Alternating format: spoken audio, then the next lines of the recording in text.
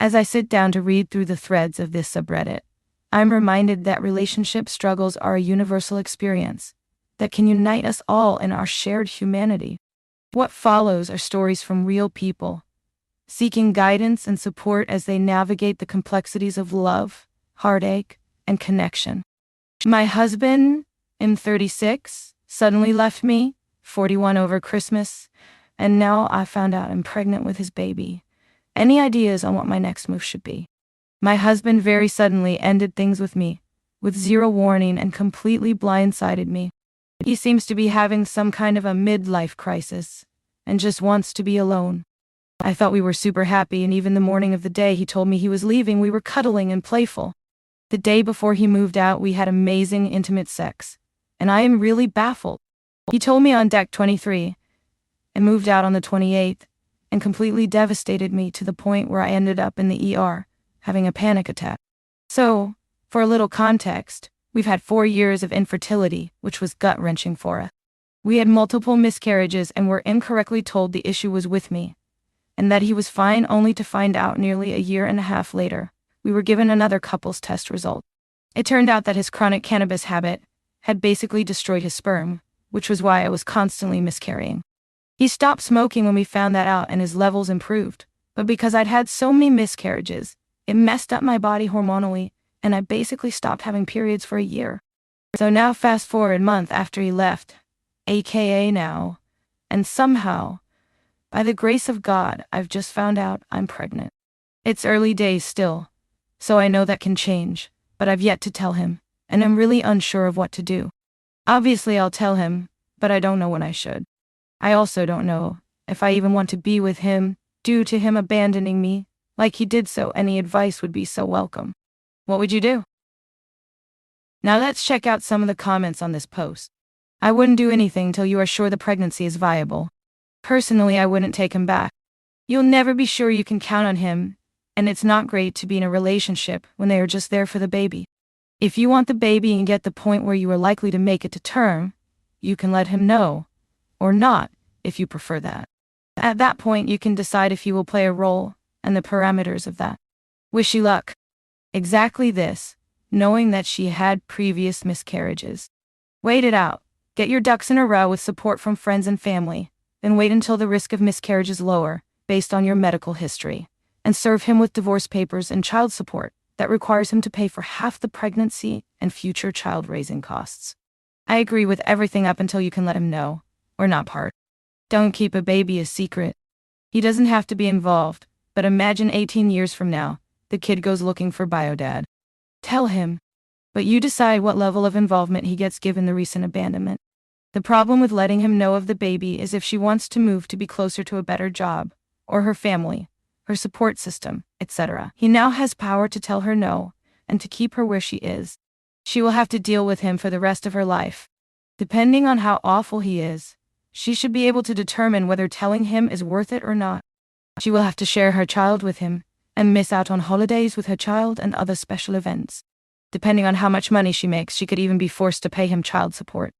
If she had health problems while pregnant, he will have the power to decide whether she lives or not. 30% of women die during childbirth, and that's not a risk I'd be willing to take with a man like this. He'd chomp at the bit to be rid of her, and have the baby all to himself. Plus, a widower with a newborn baby would attract all kinds of. He can ruin her chances of dating and all sorts of other mind games too. It's not always as cut and dry as we would like for things to be, you know? Now she could tell him when she moves and is settled and all of that. She can wait till the kid is a teen before telling him if she wants. I agree that she should wait until things are viable to bring him into the conversation. But she doesn't get to decide how involved, or not, he is. As the biological father, he has rights, and can fight for shared custody. Then the courts will decide. And now for the next story. Me, F28, and my BF M29, can't agree on circumcision. What do we do? Touchy subject, but I do love some other perspectives. My boyfriend and I have been dating for 4 years now. We're at that stage in life where we are considering kids. As an engineer, and I recently graduated med school, and am now a junior doctor. So the timing makes sense. My boyfriend is from an immigrant family who practices Islam. My boyfriend left the faith when younger, but for that reason, he is circumcised. The subject came up randomly, but he revealed he would want his boys to be as well. I was kind of shocked at the revelation, as there is no religious incentive as to why. We are both agnostic. He said he was just happy he had it done. So he would want the same for his, hypothetical, boys. Relevant info: we are not from the US. He is the first and only circumcised guy I have ever been with. And my 20s were roaring, so to say. Statistically it's less, that 2% here, including immigrants. This is also why I never found it relevant to ask, because it's never done. I don't want my kids circumcised, because I see no reason to cut healthy babies. He tried to talk health benefits, but I have the upper hand on that discussion, and the fact is benefits are few and far between. I argued it could be a choice when they grow up, if they want it done, but he said that would make it a more painful procedure. Mind you, it's equally as painful for a baby, they just can't voice it, or remember. It's still pain. We ended up at a standstill. But I sense this is important to both of us. Do you have any advice on where to go from here? Thanks in advance. Now let's check out some of the comments on this post. As a doctor, you know there is no medical reason for circumcision. Having your hypothetical son looking as dad is a very poor reason to go ahead with circumcision. If anything, it would be best for him to look like his peers, not his dad. He's not going to be spending time in the high school locker room with dad. His son won't be looking like his dad. His dick will be looking like his dad's. Which is really weird, because why does this man care that his son's dick looks like his? There is at least one rational explanation here. And I say this as a circumcised man who did not have his son circumcised. I don't really know how to educate my son on cleanliness regarding his foreskin, as it's something I've never had to consider. And obviously, my wife has never had to maintain foreskin cleanliness on her own body. So we're both kind of learning as we go. Our son is 7, it's not been a problem so far. I'm of the opinion that just about every argument in favor of circumcision is nonsense, but that's the only caveat I can see being even somewhat legitimate. It's not that big a deal. If you had a daughter and your wife died, you wouldn't get rid of her vulva. I taught my uncircumcised son to wash, and he did fine. I'm a woman. His father is Cirque D. It's just a thing to wash. You do know how. It's called Google.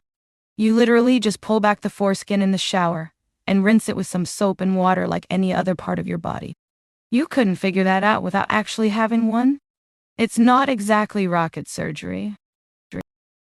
And now for the next story.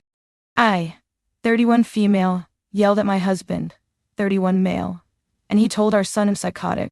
Last night my husband and I, and our 2 kids, toddler and baby, went to the grocery store together. In the parking lot after, my husband opened the car door for toddler, told him to get himself in his car seat, and then walked away to return the shopping cart without telling me. I was busy buckling the screaming baby into her seat, so I didn't notice until I was done that toddler was sitting on the ground, crying and scared in the middle of the parking lot by himself. Turns out the wind had blown the car door shut before he could get in, and knocked him down. I yelled over to husband, "What are you doing? You can't leave a toddler alone in a parking lot." This isn't the first time husband has done this, and I have asked him several times make sure the kids are in a safe place, or at least tell me he's leaving, before walking away, so I was very upset. Once husband got back in the car, he was furious that I yelled. He quietly told me I was acting like a crazy person, and to not yell in public, because it's embarrassing. I said that if our child is in danger, then I'm going to yell. Toddler asked why we were fighting, and my husband said because mommy is acting psychotic. That's when I totally lost it, and started yelling at husband that it's not psychotic to care about the safety of our children, which he clearly does not, and that he can't just assume I'm responsible for both kids at all times and walk away without saying anything. He just kept quietly repeating to stop yelling in front of the kids. It's not appropriate, and things like it's okay kids, don't be scared, mommy is just a little psychotic. And I didn't leave toddler alone. You were right there. He was so condescending and didn't care at all about the issue I was upset about. I have never been so angry in my life, and I just could not get myself under control to stop yelling. When we got home, he locked himself in our room while I snuggled and apologized to the kids. He came later and said sorry for upsetting you. He's been acting like everything is fine now, but I can't even look at him. Similar cycles keep repeating with us, where we are fine for long periods and then something happens, and I blow up and start yelling. I know I'm not innocent here, but there are clearly deeper issues that need communicating, and I don't know how to do it right. I want to have an actual productive conversation when he gets home tonight, but what do I say? I will apologize for yelling, but I want to get to the root of the issue, so it doesn't build up and explode again. Now let's check out some of the comments on this post. This is a very Reddit response, but why are you still with someone that doesn't respect you or care about the safety of your children? If this is a long-standing pattern, that speaks to something deeper than simple miscommunication. He doesn't seem to want it to be better. Ada. He's also bringing your kids into the fights by addressing them directly to disparage you, and that speaks to an emotionally immature parent who's fine with using his children as leverage to win or stop a fight. Do you want them dealing with that for their whole development? Their whole lives? Dragging the kids into the argument by insulting their mother to them is abusive to everyone involved. It's also abusive to provoke reactions and then play very calm and logical, using the other person's extremely reasonable and appropriate anger as a weapon against them. I'm so calm and logical, you're the one acting crazy. You're the one yelling in front of the children. Gone far enough, it becomes a form of gaslighting. Your reaction that I deliberately provoked is psychotic and crazy. I'm the calm and reasonable one, so I'm right? Your perception is wrong. Oh, thank God. I'm so happy someone else noticed that man very much provoked a reaction, and then acted calm just to make up look and feel like she's crazy and in the wrong, and that is seriously fucked up. In fact, that could be Darvo. Yeah, my super abusive ex-son's father would do this to me all the time. So abusive. I remember after long enough I truly started believing I had anger problem. Of course you're angry when someone's abusing you. Having a normal human reaction to deliberate abuse isn't being psychotic, and I sincerely hope OP knows that. Yep, reactive abuse.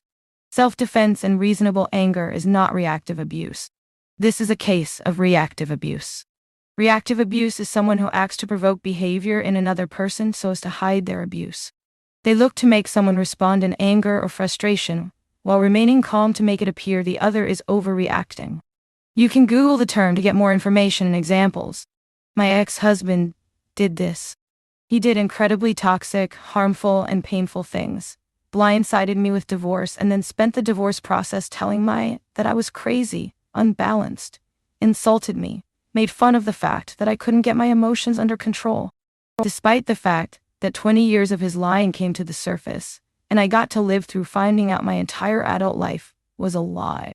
I actually paid out of pocket to have a full psychological assessment done after he blamed me for everything and walked out.